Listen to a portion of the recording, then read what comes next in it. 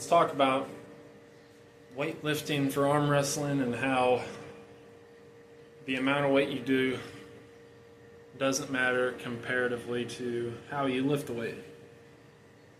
And the reason why I'm making this video is because I saw Todd Hutchings do riser lifts with his wrist dumped. And I went to the comment section and said, that's not a riser curl, that's a brachialis lift. And in order for it to be considered a riser curl, your riser has to stay intact. And he said strength counts and form doesn't. But that can't be farther from the truth. Because if we look at the wrist max, we use it the way it's intended, it is putting pressure into your wrist. Okay? That is actively trying to open my wrist up. But that's with doing the lift properly. Let's do it like how Todd Hutchings does his riser lift and leave our wrist behind. Well, my wrist isn't doing any work now, is it? I'm just rowing the weight down. And I said this to him in the comment section, and he straight up said, there'll still be pressure in your wrist. But did you not see what I just did? I literally lifted the weight without using my wrist. And it's not just the wrist max, it's anything you do. Look at that. My wrist isn't doing that. I'm just pulling the weight down. I would have to actively have my wrist cupped and then pull it down. The same thing applies to his riser lift. It has to be intact. And it's not just Todd Hutchings making these mistakes. It's everyone. Like Hermes Gasparini, for example. I saw him doing this pronation lift that everyone does.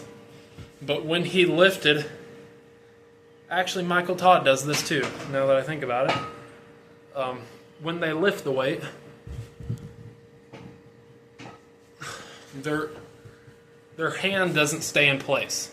In order for you to be calling it a successful pronation lift, your hand cannot change.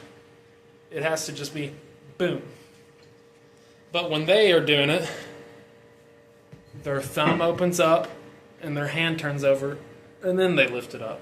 To me, that's a failed lift because your pronation failed it. Yeah, your arm was able to pick the weight up, but your pronation didn't hold. If that happened in a real match and you tried top rolling someone like that, they would just suck you into a hook and you'd be in an awful position.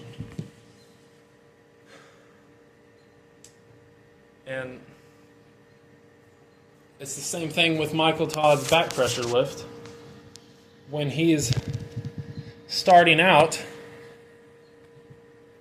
his hand is pretty vertical, but as he's going back, his arm opens up, and then the weight comes off the ground. So he's turning like a back pressure pronation lift, because it's kind of pronation, because he has the strap on his wrist, and it's kind of turning him over a little bit. But if your angle doesn't stay intact when you lift the weight, and it drops, that's a bad lift. You can't count that as your PR, even though the weight came off the ground. And until they realize this, their training does nothing for them. Like, in my opinion, it's the whole reason why I've went from a weakling to where I am now, is because I train better than everyone. Maybe not everyone, but most people. Because I'm not so hyper focused on how much weight I'm lifting. I'm hyper focused on how the weight, like how I control the weight. And I wish all these top guys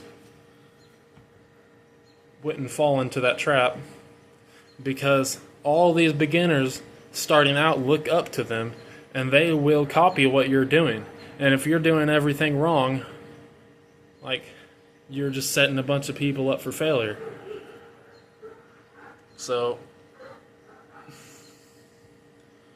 just stop caring about how much weight you're doing and start caring more about how you lift the weight, and you will get better exponentially.